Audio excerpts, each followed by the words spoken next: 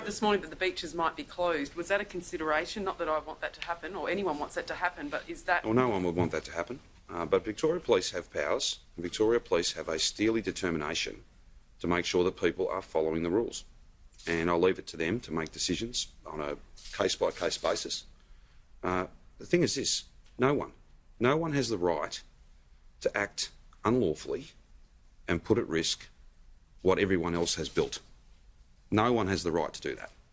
And again, whilst it was very disappointing, and I'm sure the cause of much anger across the community to see what occurred there last night, and not just there, there were reports of similar activity at other beaches and in other places.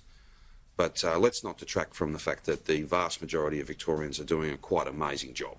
And I'm deeply grateful to them, and if I might say, I'm very proud to lead a state that, yes, we are staying apart, but we are sticking together, and we are going to see this off. We're going to defeat this second wave, and then we're going to set ourselves up, as Brett very eloquently made the point. When this strategy works, and it is working, when it's complete, we'll have a situation where we'll be coming out of these lockdowns, we will find a COVID normal, and we will defend it and maintain it. While so much of the rest of the world will be going into winter, thousands of cases a day, thousands of deaths a day, it'll be a very, very different picture. And we can't get there by accident. We can't shortcut our way to that. We've just got to see these next 3 weeks through, and then we can take some really big steps. I'm told there's a few dozen officers down there at the moment. Should they have been sent down last night? Is today a bit late?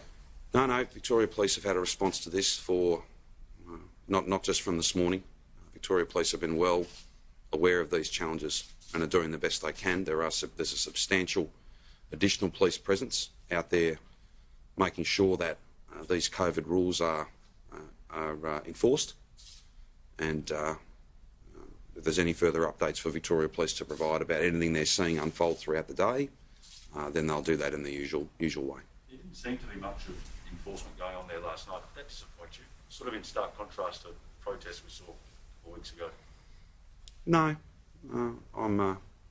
I've got nothing but praise and gratitude for members of Victoria Police. The work they're doing is very challenging work, but they're doing it despite the usual, there's criticism, there's concern, there's views put, that's all part of a free democratic society, but they just get on and get the job done. I think they've done a fantastic job.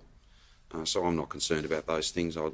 In terms of exactly what the police response was, I'll leave it to Victoria Police to talk you through those things, and they can do that as they usually do. That's very much a matter for them. But I do know, I won't provide numbers because that's not the usual practice, but there's a substantial increase in the number of police that are out and tasked with those important roles to make sure that these rules are followed, not just at beaches, but everywhere.